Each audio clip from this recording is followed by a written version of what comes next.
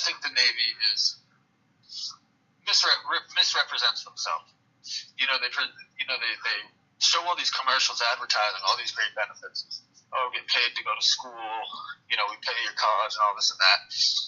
And to an extent, it's true. But if they were in a court of law where they say tell the truth, the whole truth, and nothing but the truth, yeah, the Navy would never meet that standard. They tell half truths at best, right? And they do everything they can instead of searching high and low for ways to help their sailors. They search high and low for ways to take benefits away from sailors. Agreed. And it's become a glorified witch hunt where they treat alcohol like it's heroin now. Oh yeah. If you do anything, you can get mugged. You can be a victim of a mugging outside a bar, and if you had a sip of booze, you go down for an alcohol-related incident. Yeah, very true. And that's just ridiculous. I ran into a person that's still on the ship that we were on, and they told me basically the new captain is kicking out anybody and everybody on a first offense of a DUI. So she said she knows about 5 people within the last 8 months who got kicked out just because of a DUI. That's just terrible. Yeah. Drinking and driving is bad, but for one, they lowered the limit from 0.10 to 0.08 a couple years ago. So,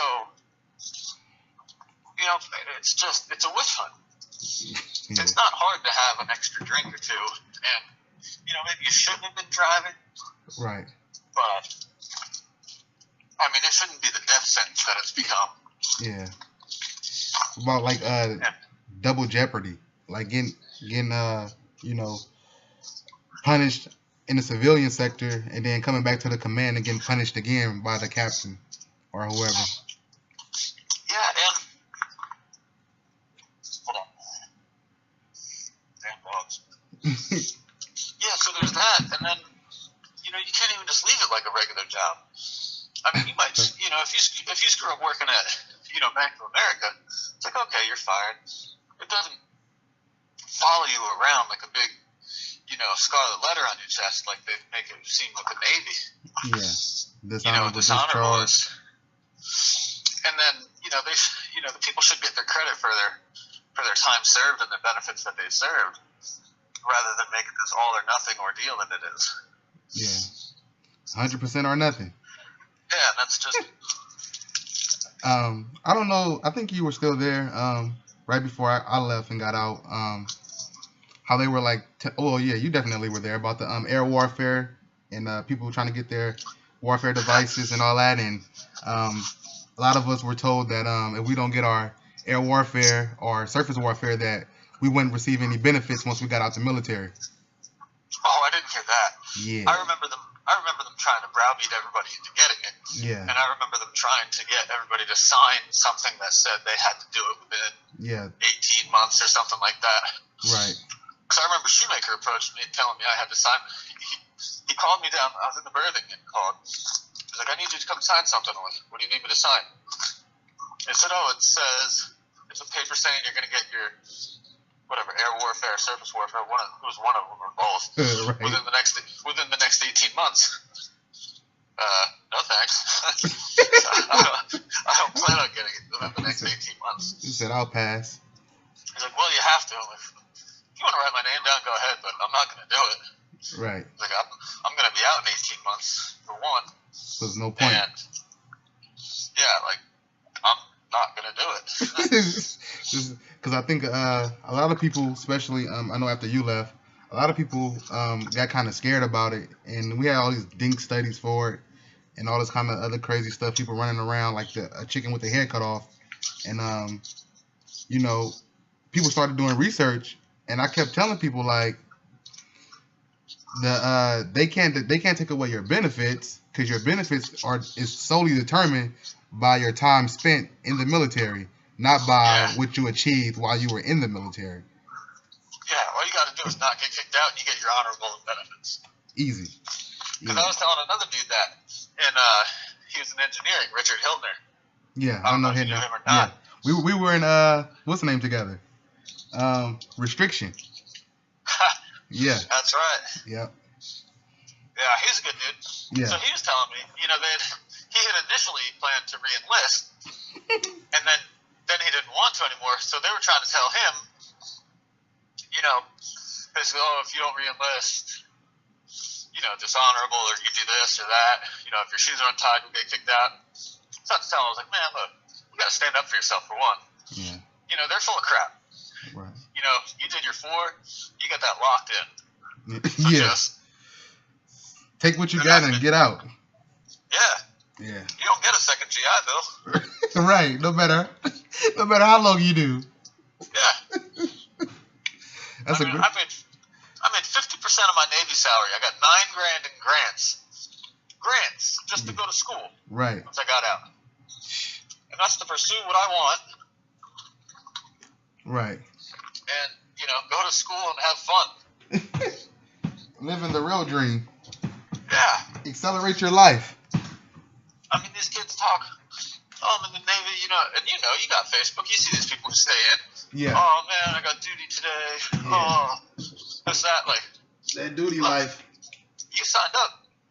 You have no excuse to sign up for 4 more years after you know what the first 4 were like. It's not gonna be a different Navy. But they sell them on that sure duty. Oh, you go to sure duty. I can't believe how many people fall for that. Yeah. Oh, I'm yeah. out. Every job I'll ever have from now on is gonna be short duty. Oh man, unless you go merchant marine. Nope. But I was talking to a few people that we know who are on shore duty, and they really not loving it. They said it was better when we were out to sea. Shore duty? Yeah. They prefer being out to sea? They prefer being out to sea. Both guys I talked to. What was their deal? Single, married? No, one of them single, engaged in San Diego, and AO. He's working. I don't know exactly what his job is, but he said he's working like 12-hour shifts, and it sucks. He said he's working more now than he did when he was here in VA, doing basically nothing because we were in the dry docks. So pretty upset about that. And then the other guy's overseas, I think like in Sicily or something, somewhere over there. And he's not doing nothing except looking. He's a firefighter dispatch. So he's just sitting around for 12 hours waiting for somebody to call him. You're breaking up. He's waiting for somebody to call him, working dispatch. Huh. Well, like I said, these people who fall for it, they got nobody to blame but themselves. True. And, there are good gigs in the Navy. Some people do get a good spot and get to go to a cool place or, work with some cool people, but that's a big gamble to take for 4 years of your life.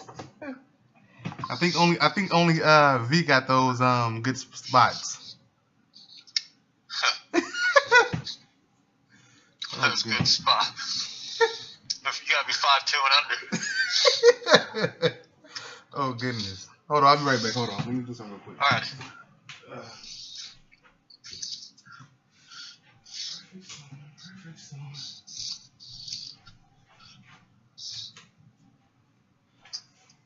Trying to see why my other computer's not cutting on. I thought it was a switch. Anyways, so yeah, man. So you're pretty happy. Yeah. You're pretty happy that with your decision of getting out, right? Oh, absolutely. The second I stepped off the boat and I was walking toward that fence across the pier. Yeah. And as I was walking off, because I had already changed out of my uniform and left my boots and my uniform on Ordonez's rack, nice and dirty. So I was changing out of my uniform. I had my backpack, and as I saw people walking past me in uniform, they were already them. Right. It was already me and them. And them. Oh, I mean, it was just the best feeling in the world. And TAPS class, it's a waste of time. They don't tell these kids how to use their GI Bill. Oh, they don't right. They don't tell them that schools waive their application fees for military. Right. So, you know, these young kids, 21, 22 years old, or 22, 23, starting to get out of the Navy, wondering what to do next, and they're looking at a school and see a $60, $75 application fee. Like, shit, that's a lot. Yeah. You know what I mean? Right. You know, that's a prohibitive amount for a lot of people. And, you know, they don't know that the school's a waive the fee, and just something as big as that, or something as small as that, can help out a whole lot. can change their lives. Yeah. That encourage them to go to school and to pursue their degree. Yeah, and then, you know, just knowing the value of their military status. I mean, it's almost like an extra 500 points on your SAT score.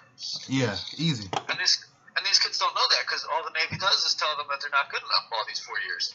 Yeah, and then they always tell people like, oh, you're not going to make it on the outside. You know how many people left and wish they can come back in? Yeah, zero.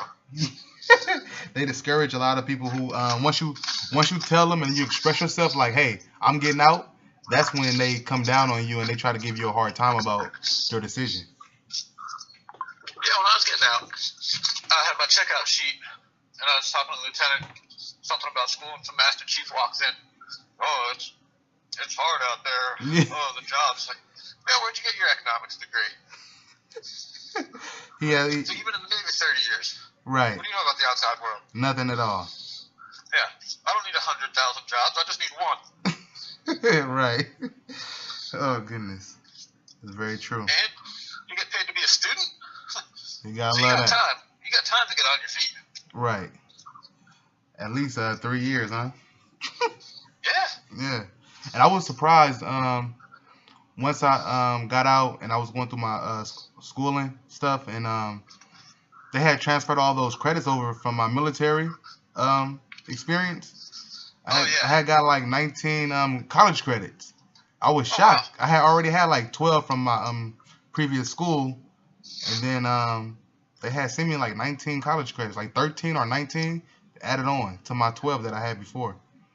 Oh, nice. It's like a semester. Yeah, basically. I was pretty shocked. I was blown away. I was like, whoa. But yeah, man. So we're gonna end this part of the interview, man. You doing anything else this evening? No, I'm home. I'm home for the night. All right. I'm gonna stop this video right here, and then we're gonna talk about a little sports, if that's okay. Oh, that'd be great. All right. That's the one and only Robbie the Mick.